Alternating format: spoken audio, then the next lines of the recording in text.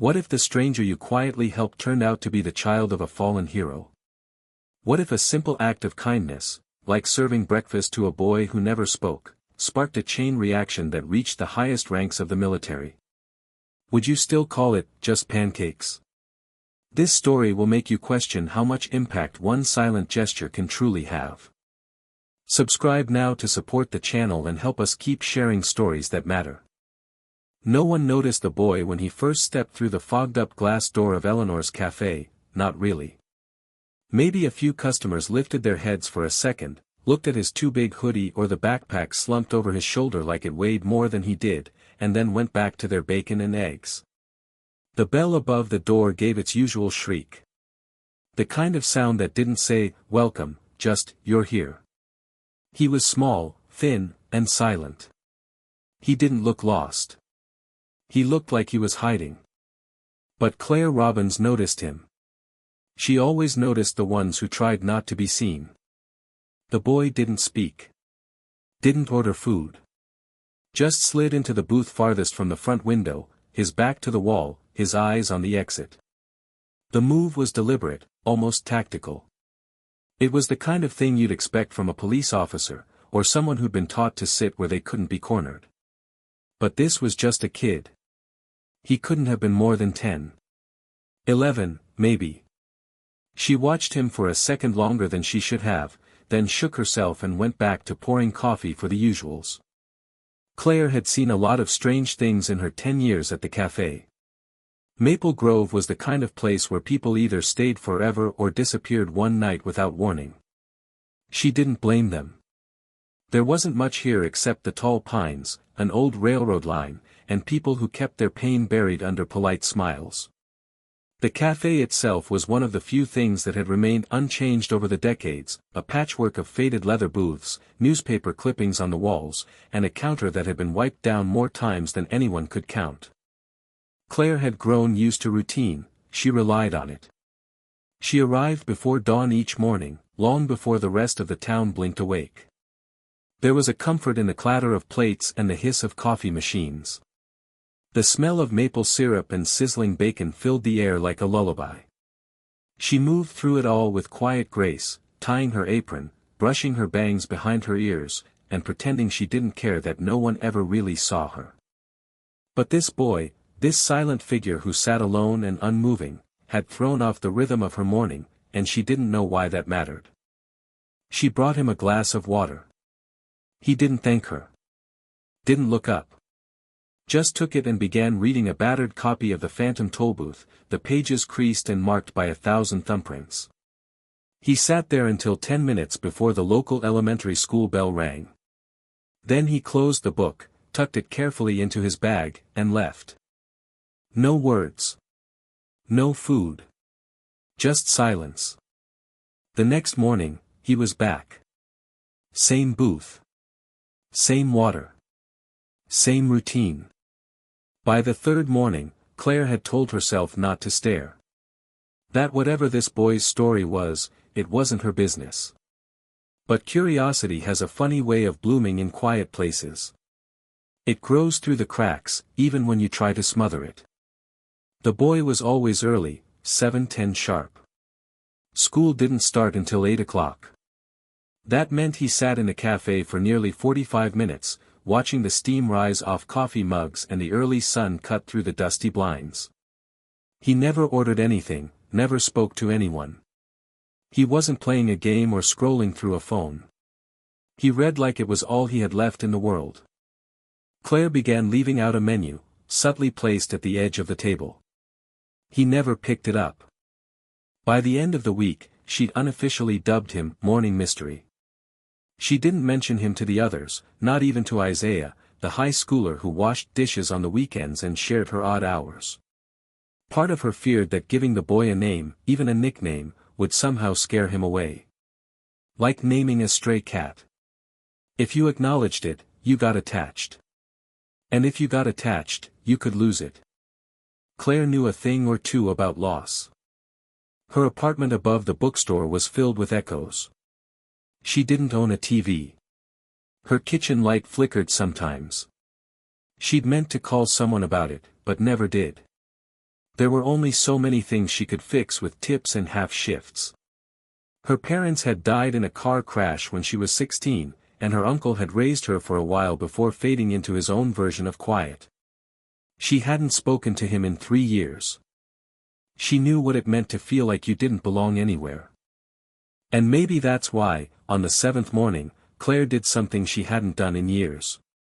She took a plate of fresh waffles, thick, golden, and steaming, and carried it to the boy's table without a word.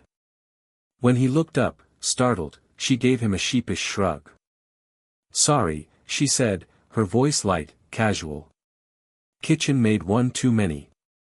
No sense in letting it go cold." She set the plate down. Syrup on the side. Butter already melting. The boy looked at her, his eyes searching her face like he was waiting for a trap. Then he looked at the waffles. His stomach gave a sound he probably didn't mean anyone to hear. Claire didn't wait for his answer. She just turned and walked away. When she came back 10 minutes later, the plate was clean. He didn't say thank you. But when she refilled his water, he gave her the smallest nod. Barely more than a breath. But she saw it. And it broke something open in her chest. The next day, she did it again. And the day after that. She never asked his name. He never offered it. But soon, it became a ritual. One she protected with quiet devotion. She'd rotate the meals, some mornings it was pancakes, other times eggs and toast, sometimes just a muffin and hot cocoa. She paid for it out of her tips. No one else noticed for a while. Or maybe they did and chose not to say anything. That was how things went in Maple Grove. If you didn't talk about it, it didn't exist. But Claire knew better. Hunger existed. Loneliness existed. And sometimes, the only thing standing between a person and giving up was a warm plate and a place to sit. She began to notice more about the boy. He always sat so he could see both the door and the window. He flinched when sirens passed by outside. He kept a small notebook in the front pocket of his backpack, always zipped tight. He never took off his hoodie, no matter how warm it got inside. Claire didn't push. She never asked where he came from, where he went after. But she paid attention. The kind of attention no one had ever paid to her. The kind that says, "You matter. I see you." Some mornings, she caught herself wondering what brought him here. Was he living alone? Did he sleep in a shelter? Did anyone even know where he was? But she never asked. And he never told. Because sometimes, kindness isn't about the answers. It's about not needing them. And in the sleepy quiet of Maple Grove, where people didn't make waves or ask too many questions, Claire Robbins, a woman who lived invisibly in a town that had long since stopped noticing her, did something extraordinary in its simplicity. She fed a boy. Every day. Without a name. Without a reason. Without expectations. And that was enough. Or at least, she thought it was. What she didn't know, what no one in Eleanor's cafe knew, was that the quiet boy in the corner was carrying a story heavier than his backpack. That behind those tired eyes and soft-spoken nods was a child who had already learned how to survive without being seen. And what none of them could have imagined, not even Claire, was that one morning, after weeks of waffles, silence, and slowly growing trust, everything would change. Because kindness, when given without condition, has a way of echoing. And sometimes, it brings black SUVs and dress uniforms to your door. The first time Claire saw him take a full breath was over a plate of pancakes. It had been nearly 2 weeks since the boy, Eli, though she still didn't know his name, first stepped into Eleanor's cafe. By now, his seat in the corner booth was as much a fixture of the diner as the chipped sugar dispensers and yellowed photographs of Maple Grove from half a century ago. The daily ritual had solidified: arrive at 7:10, pull out the same weathered book, sip his glass of water, eat the food Claire accidentally brought, and leave before anyone could ask him a question. The breathing moment was small, almost imperceptible. A simple exhale as he placed his fork down and wiped his mouth with the corner of a napkin. But Claire saw it. She'd started to notice those things. The way his shoulders sat just a fraction lower than they had the week before. How his eyes sometimes lingered on her for a second longer when she dropped off a plate. It wasn't trust, not yet. But it was something. The tiniest edge of a wall being chipped away. She began rotating his meals more intentionally. There were cinnamon rolls on Mondays, eggs with toast and jam on Tuesdays, banana muffins midweek. She slipped in little surprises, a slice of apple from the pie that hadn't sold, a mini hot chocolate when the mornings grew colder. She never drew attention to it. She didn't want to embarrass him. She didn't even wait for a thank you. Sometimes kindness had to be quiet to be heard. That unspoken understanding between them, the silence that carried meaning, became the most sacred part of her day. She started looking forward to it the moment her alarm buzzed in the dark, long before the diner opened. There was no great transformation. Eli didn't suddenly start talking, didn't smile or laugh or tell her who he was. But change did happen. Slowly, like the way fog lifts off the highway after dawn. He stopped flinching when the bell over the door rang. His hands didn't tremble quite as much when he held his fork. Once, she saw him waiting at the door for the cafe to open, peering through the glass like he needed to make sure she was still there. Claire didn't dare to hope for more. She wasn't looking to fix him or save him. She just wanted him to know he was welcome. That someone had made space for him in a world that didn't seem to want him. But outside the booth, the world continued to turn. And not everyone saw what Claire saw. On a rainy Thursday, Jean from the front register cornered her near the dish station. "You know you're feeding a stray, right?" she said, not cruelly but with that worn-down realism of someone who'd stopped believing in people. "They always disappear. You'll be left with another hole." Claire didn't argue. There was no point. She'd lived through enough storms to know when to keep her umbrella closed. Isaiah, however, had a different reaction. The 17-year-old dishwasher had been watching from the sidelines with a quiet interest that grew into action. One morning, he left a granola bar on the counter and, without asking, slid it onto Eli's table beside his book. "He doesn't say much, huh?" Isaiah asked later, scrubbing a stubborn spot on a pan. "No," Claire replied. "But I don't need him to." Isaiah nodded. "Still. Pretty cool what you're doing." That became the beginning of a small, silent alliance between them, two people who understood what it felt like to be overlooked. But not everyone was as understanding. The cafe's regulars were a mixed bag.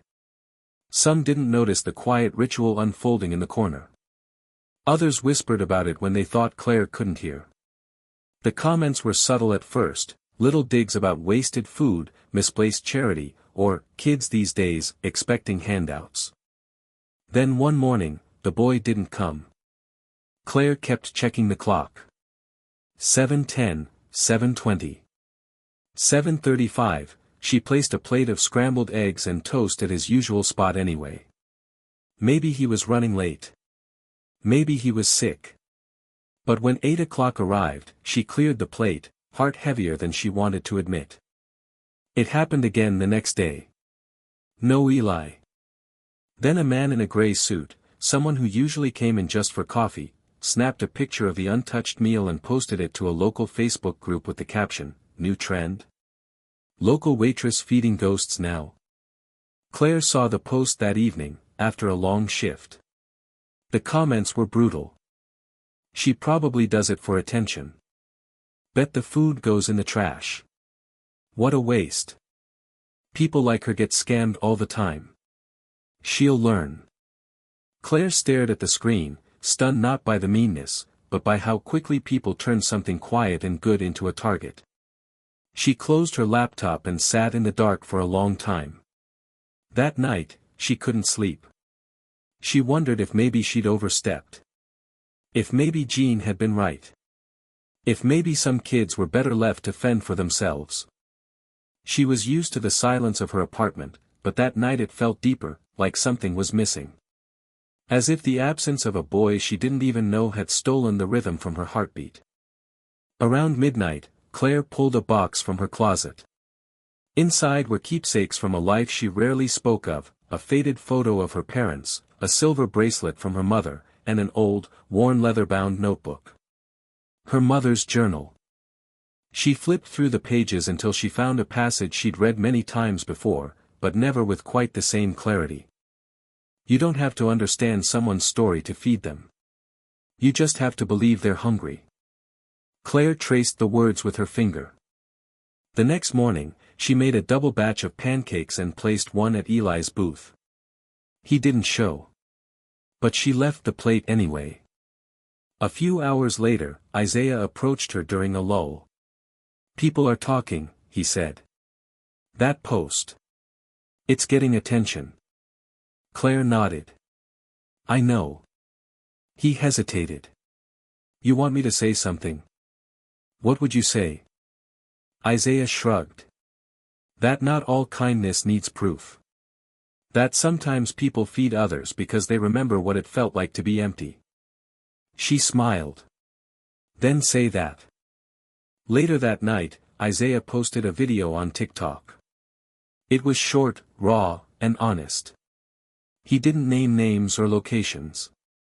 Just told the story of a woman who served breakfast every day to a boy who never said thank you, never gave her his name, but always came back. Until he didn't. He ended with a question: what would the world look like if more people were like her? The video didn't explode overnight, but within 24 hours, it had gathered thousands of likes. Comments began to pour in. Stories from people who had been helped, or who wished they had helped when they had the chance. It wasn't about the food anymore, it was about what it represented. Claire didn't care about the likes. She wasn't looking for redemption. But the shift in tone, the way people suddenly began to understand, was a bomb she hadn't expected. Still, Eli didn't return. A week passed. Then another. Each day, Claire left something small at the booth. Sometimes a muffin.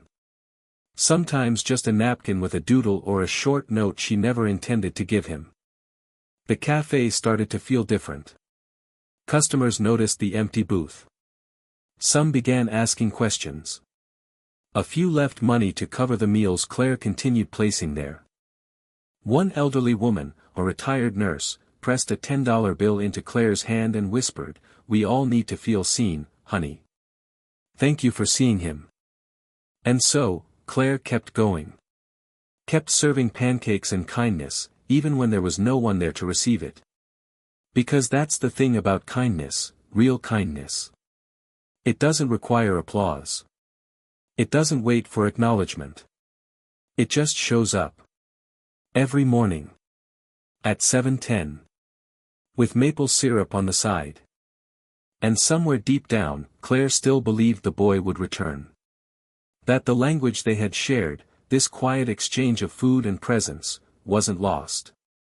It wasn't over. Because in a town where most people looked away, she had chosen to look closer. And in doing so, she had made room for someone to breathe again. The pancakes were never just pancakes. They were a promise. One that hadn't yet been broken. The booth sat empty. Not in a way that felt accidental or forgettable, but in the way that whispered of absence. A quiet kind of grief. The kind that only those who have experienced abandonment truly recognize. Claire Robbins stood behind the counter at Eleanor's cafe, her hands moving on autopilot, refilling sugar jars and straightening napkin holders, all while her eyes flicked back, again and again, to the same spot. The booth in the corner. His booth. It was the third morning in a row that Eli hadn't come in. At first, she told herself he was sick. Maybe he missed the bus. Maybe he'd overslept or gotten grounded. Kids disappeared for a day, sometimes two. But not him. Not the boy who showed up every morning at exactly 7:10 a.m. with the precision of a watchmaker. The boy who never spoke, never asked for anything, but accepted the food she placed in front of him with the kind of gratitude that never made it to his mouth but settled deep in his eyes. Claire stared at the booth a moment longer, then turned away and grabbed a clean plate. She plated a stack of waffles with fresh-cut strawberries and a small cup of maple syrup on the side. She placed it gently on the table, smoothing the corner of the napkin as if it might call him back somehow. But the plate remained untouched. By mid-morning, the edges of the waffles had begun to stiffen, the strawberries dulled. Still, Claire didn't move the plate. That's when Jean said it. "They never stay, you know," she murmured, wiping the counter near the register. "Stray kids. They vanish the moment you think you found them." Claire didn't respond. She'd grown used to Jean's pragmatism, the protective shell the older woman wore like armor. But this comment landed differently. It hit somewhere beneath the ribs, where worry and guilt collided in silence. She cleared the plate after the lunch rush. Carefully. As if disturbing it too quickly might fracture something more delicate than ceramic. That night, in her apartment, Claire sat at the edge of her bed with the TV off and the windows shut tight. She kept thinking about the way Eli used to clutch the straps of his backpack so tightly when he stood to leave. How he always double-checked the door before stepping out. How he never once asked for more food, even when his stomach betrayed him. Where was he now? The next morning, she woke up earlier than usual. She braided her hair the way her mother used to do hers, took a few extra minutes to smooth her apron, and made an apple cinnamon muffin from scratch, just in case. But he didn't come. 4 mornings. 5. On the 6th, Isaiah came in early to help restock the cooler and found Claire already at the griddle. "No Eli again?" he asked softly, not even pretending to be casual. Claire shook her head without looking up. "Not yet." Isaiah leaned against the counter. "You think something happened?" "I don't know," she admitted. "But I think, he didn't just stop coming because he wanted to." Isaiah didn't say anything more. He didn't need to. The cafe was unusually quiet that week. Or maybe Claire was just more aware of the noise that was missing. She began hearing the hum of the fridge, the clicking of teaspoons against coffee cups, the faint squeak of the door hinges, things that used to be drowned out by the simple comfort of routine. And the booth, day after day, stayed empty. It became a ghost. Customers started asking questions. A few of the regulars who had mocked her, about the free food, the mysterious kid, the quiet charity, now tiptoed around the subject, suddenly cautious. A retired teacher who came in for lunch every Thursday leaned in one afternoon and whispered, "He was a student, wasn't he? From Willow Hill Elementary." "I never asked," Claire replied. The woman blinked, visibly thrown. "You mean, you never knew who he was?" Claire only shook her head. That night, she found herself scrolling through local news pages, police reports, missing children bulletins, anything that might hold a clue. But there was nothing. No one looking. No one calling out for a boy named Eli. Which was when the ache changed. It wasn't just concern anymore. It was something more complicated. A blend of helplessness and rage. How could someone be so invisible that even their disappearance didn't cause a ripple? By the 9th day, the booth had become a kind of shrine. Claire still placed a meal there each morning. The food changed, but the hope stayed the same. She tried not to let it show, but everyone noticed. The customers watched with silent curiosity, the staff avoided saying too much. Even Mark, the cafe owner who usually hovered around the register, gave her space. And then came the photo. It was a stranger, just another customer passing through, who had snapped the image of the untouched plate at the corner booth. They posted it online with a smug caption, "Rosie's has imaginary customers now. Must be nice to be so generous with food no one eats." The post spread quickly through the local Facebook group. By lunchtime, Claire's phone was buzzing with notifications. She didn't even have to open the comments to know what they were saying.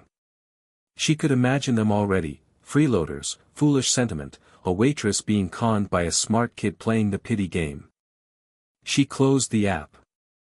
The next morning, Isaiah found her wiping down the booth before anyone else had arrived. She had placed a small vase with a single daisy in the center of the table. The plate was already down. Hot pancakes. No strawberries this time. Just butter and syrup. "I saw the post," he said quietly. Claire gave him a look. "Don't. It's fine." "It's not," he insisted. "People are cruel when they don't understand. I don't need them to understand." Isaiah hesitated, then pulled out his phone. "What if I told the story the way it really happened?" Claire paused, her hand still on the fork she'd just set down. "You mean, post about it?" "Yeah," he said. "Not names. Not details. Just, what you did. What it meant." She didn't answer. "Not right away." "Then finally, tell the truth. That's all." That evening, Isaiah uploaded a short video. He stood outside the cafe, the fading light painting the front windows gold. He didn't use names or point fingers. He just told a story. About a boy who came to a diner every morning and sat in silence. About a waitress who never asked questions, only brought him breakfast. About how that boy stopped showing up, and how the world seemed not to notice. "But she did," he said in the final seconds. "She still does. Every morning. That table is never empty. Because sometimes feeding someone isn't about food. It's about letting them know they're worth remembering." Within a day, the video had gone viral locally. Then it began traveling farther. Comments flooded in, some from strangers, others from people who'd been helped in similar, quiet ways. Stories of kindness, grief, survival. People began tagging others, urging them to watch. Suddenly, the narrative had changed. Claire wasn't a fool. She was a symbol. The next morning, the booth had a visitor, not Eli, but a woman in her 50s who sat down quietly and ordered coffee. She didn't say much. Just looked at the plate already on the table and whispered, "My brother was like him. Back in the 70s. Nobody saw him either." The day after that, it was a young couple with their toddler. Then a man in a veteran's jacket who left a $5 bill under the syrup cup and said, "For the boy." Mark finally gave in and placed a small, engraved plaque on the booth's wall, "Reserved for those who are missing, and those who still wait." Claire didn't cry. But something in her chest loosened for the first time in days. Eli still hadn't come back. And that ache remained. But now it wasn't just hers to carry. The booth had become something else. A symbol. A question. A promise. And every time she placed a meal there, Claire wasn't just remembering a boy who had vanished into the shadows. She was standing in the gap for every child who had ever gone unseen. For every person who had needed something simple and been met with silence. Because sometimes, the hardest thing isn't giving. It's continuing to give after hope has begun to dim. But Claire had made a vow. 1 plate. Every morning. Until he returned. And if he never did, the pancakes would still be warm. The booth would never be empty. And the world, at least this corner of it, would remember him. The morning Eli came back, he didn't come alone. It had been 23 days since Claire last saw him, though each of those days had been shaped around the hope that maybe, just maybe, he'd appear at the door again. She still woke before sunrise, still prepared a plate just for him. She still wiped down the corner booth like it mattered. Because it did. But on that 23rd day, there was no need to wonder. No need to guess. Because at exactly 9:17 a.m., for black SUVs with government plates turned onto the quiet street outside Eleanor's cafe, and with them came a silence that swallowed the town. It started as a murmur. Forks paused midway to mouths. Conversations broke off mid-sentence. Even the hiss of the coffee machine seemed to fade under the weight of the moment. The cars moved in perfect formation, like pieces on a chessboard. Claire, who had just stepped out of the kitchen with a pot of fresh coffee, felt her entire body still as the vehicles pulled to a stop outside the cafe. The doors opened simultaneously. Men in uniform stepped out, clean lines, stiff collars, shoulders squared with precision. Their presence was undeniable. The kind of presence that changed the air in a room before they even walked in. And at their center stood a man whose very bearing quieted the soul. He was tall, mid-50s perhaps, with a face shaped by wind and time. His uniform was adorned with rows of service ribbons, each one a chapter in a story few would ever hear in full. He walked with the authority of someone who had led others through fire, and survived. When he entered the cafe, the bell above the door let out its usual shriek. But this time, it sounded different. Like a prelude. Claire froze. She could feel every heartbeat in her chest as the man's eyes scanned the room, landing eventually, inevitably, on her. "Are you Claire Robbins?" he asked, his voice calm and low. She nodded slowly, her voice caught somewhere in her throat. "Yes. I am." He removed his cap and stepped forward. "My name is Colonel James Everett, United States Army, Special Forces Command. I'm here on behalf of a promise." Behind him, the three younger officers stood at attention. A hush fell so deeply over the cafe that Claire could hear the ticking of the wall clock over the coffee bar. Even Jean, who had been mid-pour with a carafe of decaf, stood still, wide-eyed and silent.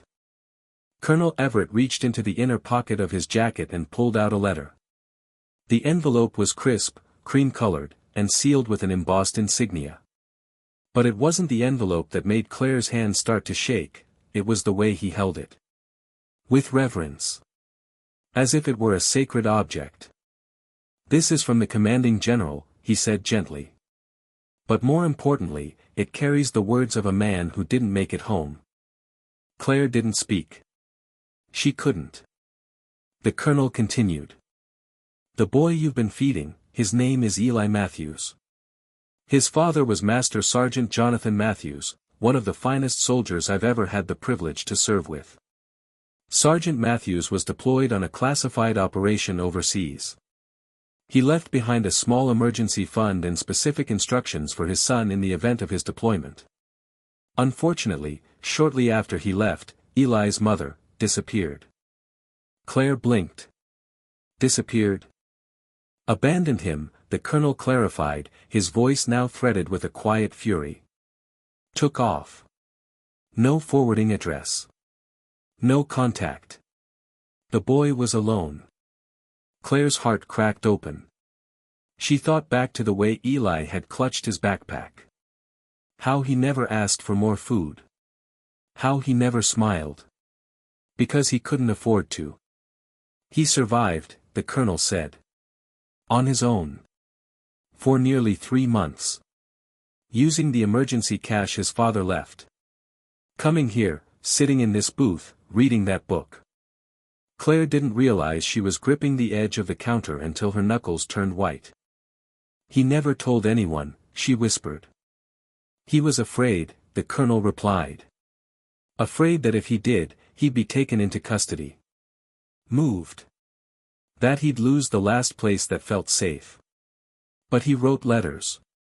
To his father. And in every one, he mentioned you." Claire's knees buckled slightly, and she reached behind her for the stool near the server station. She sank down, the letter still unopened in her hands. In his final letter, Colonel Everett said, his voice more fragile now, "Jonathan asked that, if he didn't make it home, we find you. That we thank you." He cleared his throat and removed a second paper, this one handwritten, worn at the folds, the edges yellowed slightly from time and travel. Claire could barely breathe. The colonel began to read. "If I don't make it back, please find the woman at the diner. The one who feeds my son. He writes about her like she's the only stable thing in his world. He says she never asked questions, never made him feel small. That she gave him pancakes, and with them, gave him dignity. I can't repay that. But I need her to know that she fed more than a child. She fed the son of a soldier. She helped keep my boy human. The cafe was so still it felt like a held breath. Claire pressed the letter to her chest. A tear slipped down her cheek, then another. I didn't know, she said softly. He was hungry. And you fed him, the colonel said. Without conditions. That matters. He straightened. And then, in a move that felt like the universe itself bending, Colonel Everett stood at attention and saluted her. Behind him, the other officers did the same. Customers rose to their feet. Even Jean. A few moments later, the colonel stepped aside, and the door opened once more. And there he was. Eli. Smaller than she remembered, and yet somehow older. A child caught between worlds. He stood in the doorway with a woman who must have been his grandmother, short gray hair, kind eyes, hands resting gently on his shoulders. Eli looked up, his gaze locking with Claire's. She didn't move at first. But then she did.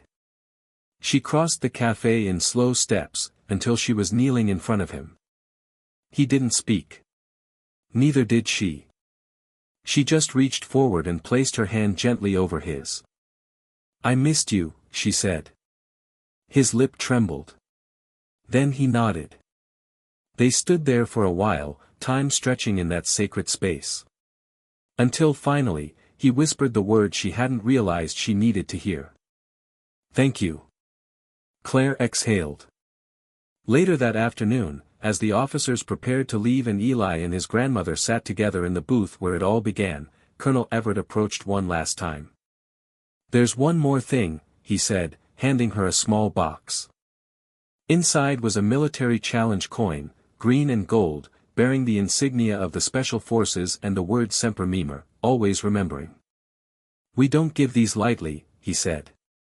But sometimes, civilians do more for us than they know. Claire closed the box, her fingers trembling.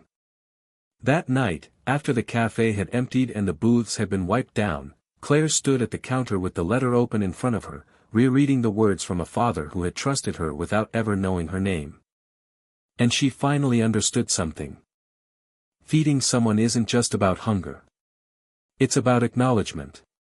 It's about dignity. It's about letting someone know they're not invisible. She hadn't saved Eli. But she had seen him. And in a world that so often looks away, that had been enough to change everything. For weeks after the black SUVs had vanished into the streets of Maple Grove, the silence left behind felt louder than their arrival. But it wasn't the kind of silence born of fear or uncertainty. It was the reverent kind, the kind that settles in sacred places after something unexplainable has passed through. Something bigger than any one person. The morning after Colonel Everett's visit, Eleanor's cafe opened its doors to more than just regulars. Word had spread. First locally, then far beyond. The story of a boy named Eli, a waitress named Claire, and the quiet ritual of a hot breakfast had found its way into newspapers, military community boards, parenting blogs, and veteran circles across the country. Somehow, it had reached into the hearts of strangers who had never stepped foot in Maple Grove but now felt as though they had. By 6 a.m., there was a line outside the cafe. Not of people eager to eat, but of those eager to witness. Veterans wearing faded caps stood next to young parents holding their children's hands. Travelers who had driven in from neighboring counties and even other states came to order coffee and sit for a few minutes near the now famous booth in the back corner. The booth that had once been a quiet refuge for a boy who thought the world had forgotten him. Now, that booth was never empty. Mark, the cafe's owner who once frowned at Claire's unspoken generosity, took it upon himself to honor the space. He removed the laminated "Specials" sign that once hung above it and replaced it with a simple brass plaque. It read, "Reserved for those who serve, and the families who wait."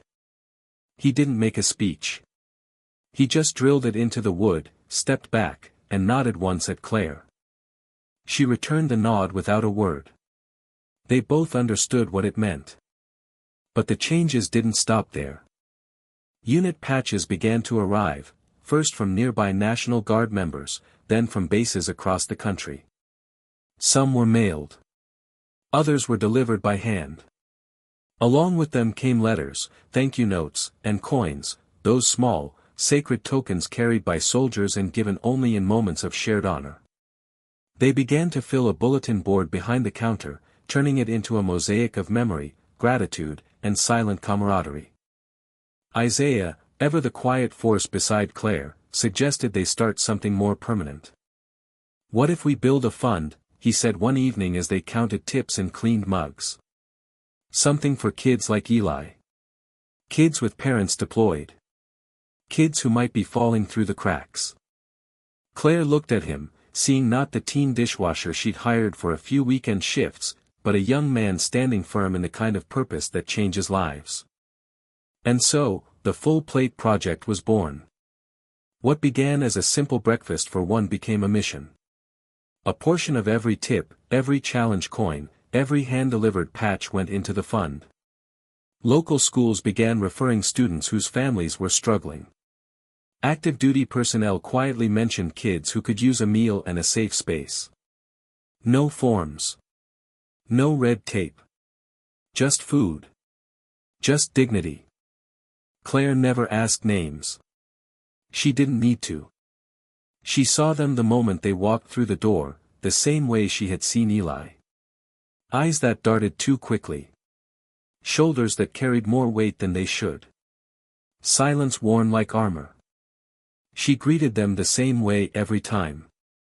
Welcome in. Sit anywhere you like. Then came the letter.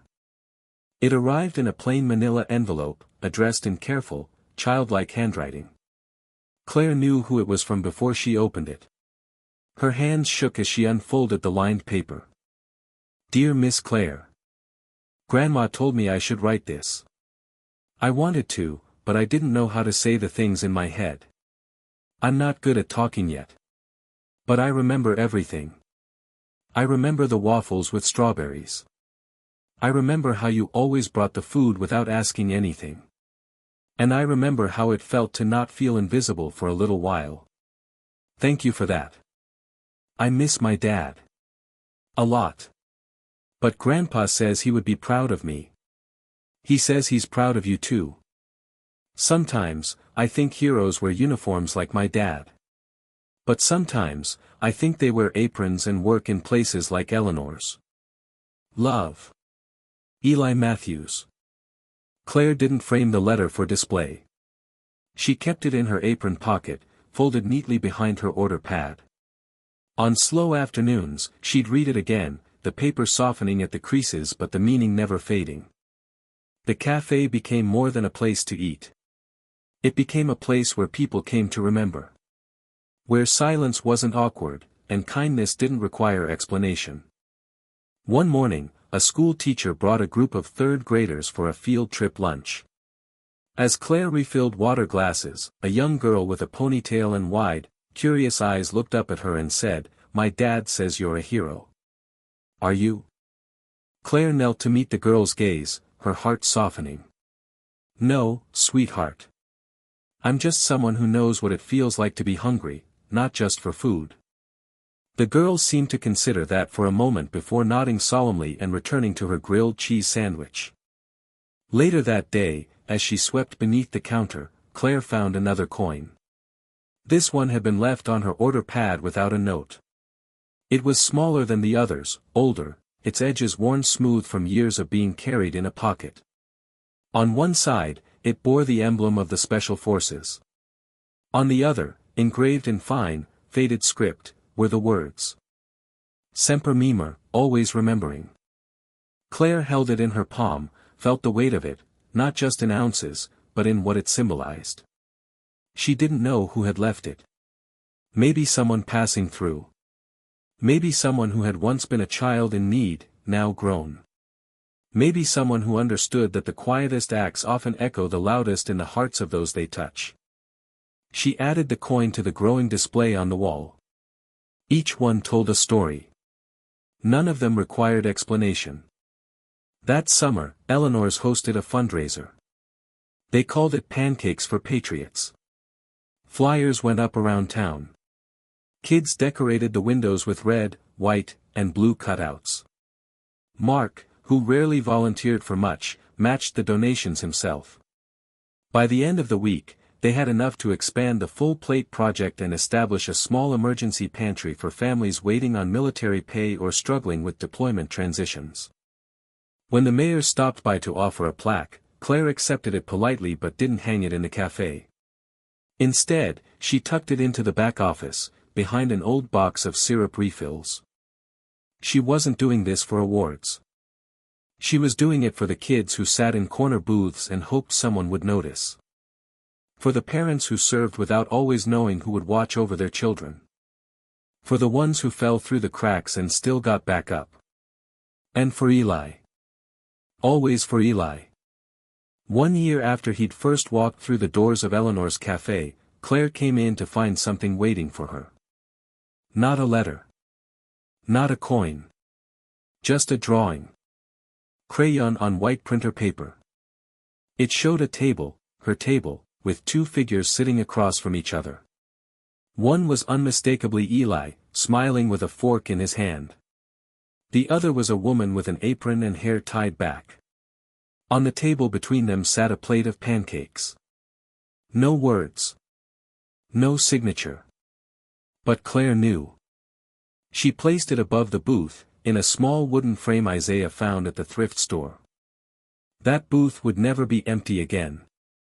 And even if Eli never walked through the door again, though she hoped, someday, he might, his story lived in every cup of hot cocoa handed to a kid too tired to speak, every muffin placed on the table without a question, every plate of pancakes made without the expectation of thanks.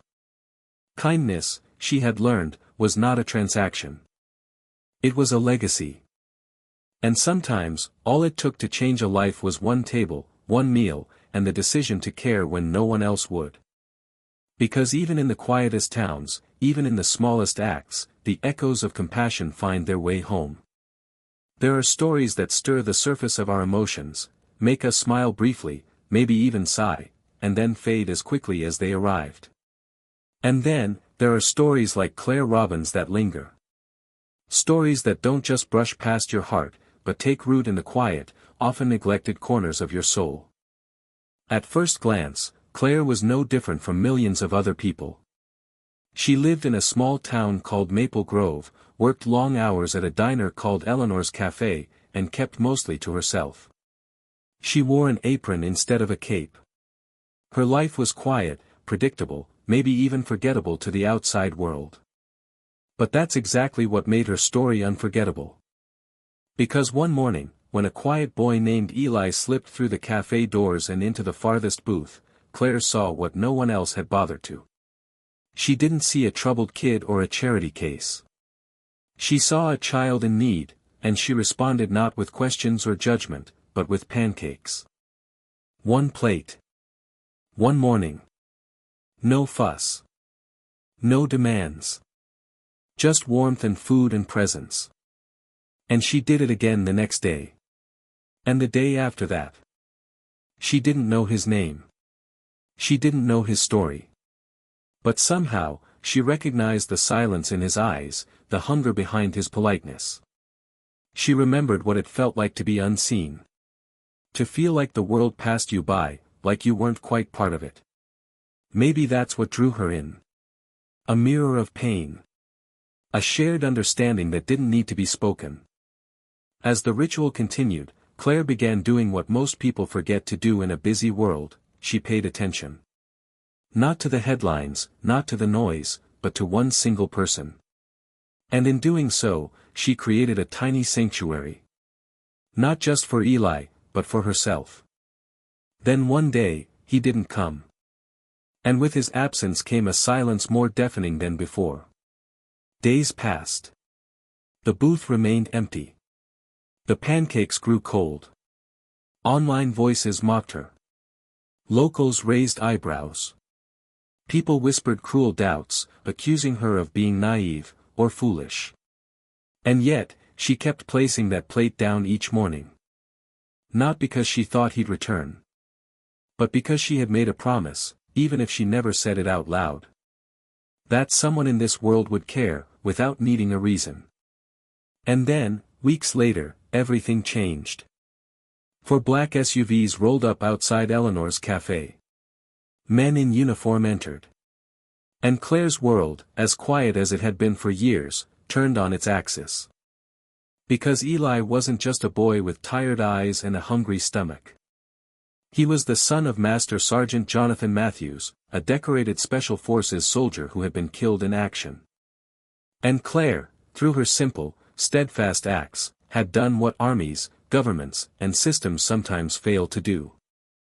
She had preserved that boy's dignity. She had made him feel safe. She had reminded him that he mattered, even when no one else seemed to see him. The letter the colonel brought, written by Eli's father before his final mission, made it clear. What Claire had done reached further than she ever imagined. It reached across oceans, into combat zones, into the hearts of grieving families and proud comrades. It was read aloud at a military funeral. It sparked a ripple of gratitude that no one could have predicted. And in the weeks and months that followed, the world didn't let her forget it. Veterans came. Families came. Children who had never known safety found a quiet spot at a booth and a warm plate of food. The corner table at Eleanor's became more than a table. It became a symbol. A beacon. A reminder that in a world where so many are overlooked, small acts of compassion still matter. Claire never changed her routine. She still tied her apron. Still brewed the coffee. Still smiled gently at strangers. But her world had expanded. Her heart had grown. And so had her purpose. She helped launch the Full Plate Project, an initiative that quietly funded meals for children of deployed service members and those in unstable homes. No forms. No questions. Just nourishment. People across the country began sending patches, coins, and handwritten notes. Each one found a place on the bulletin board behind the counter, a tapestry of gratitude woven not through fame or wealth, but through sincerity. Eli, now living with his grandparents in Boulder, sent a letter. He wrote about how he missed the pancakes. How he still thought about the booth. How he remembered how it felt not to feel invisible. And Claire. She kept going. She didn't do interviews. She didn't write a book. She simply continued to serve, one plate at a time. Because she understood something most of us forget. You don't have to be famous to matter. You don't have to be rich to make a difference. You don't need a big audience, or a perfect past, or the right words. You just need to notice someone. You need to show up. And you need to choose kindness, even when it's inconvenient. Even when it's quiet. Even when no one is looking. That's the lesson Claire gave the world. That's the legacy Eli helped build. And it's a lesson we can take with us every single day. So what can we learn from this story? Maybe it's this. Kindness is never wasted. Even when it seems small. Even when it's anonymous. Even when it's offered to someone who may never say thank you. Because kindness changes people. It changes the one who receives it. But perhaps more powerfully, it changes the one who gives it. In a time when we're all overwhelmed with opinions, politics, headlines, and outrage, maybe the most radical thing we can do is feed someone. Help someone. Listen without interrupting. Offer something without needing credit. Maybe that's how we rebuild what's been broken. Not through grand gestures, but through pancakes. Through silence filled with care. Through refusing to let someone sit alone in the shadows. So the next time you see someone who looks a little lost, a little tired, a little out of place, don't turn away. Don't wait for someone else to step in. Be the one. Ask yourself. What would Claire do? Because she didn't save the world. She just changed it. One morning. One boy. One plate. And if she could do that from a corner booth in a forgotten town, imagine what each of us could do with what we already have. Kindness doesn't need permission. It just needs a place to land. Let that place be you. Let that moment be now. If this story moved you, even just a little, don't let it end here. Share it. Remember it. Let it soften your voice, guide your actions, and open your eyes to the invisible battles others may be fighting. And if you'd like to hear more real, human stories that celebrate compassion, resilience, and quiet heroism, please consider subscribing to this channel. Your support gives us the fuel to keep telling stories like this one, the kind that don't always make headlines, but absolutely deserve to be heard. Because stories like Claire's and Eli's, they're not just worth telling. They're worth remembering. Thank you for being here. And remember, no one leaves hungry, not at our table, and not in our hearts. We'll see you in the next story.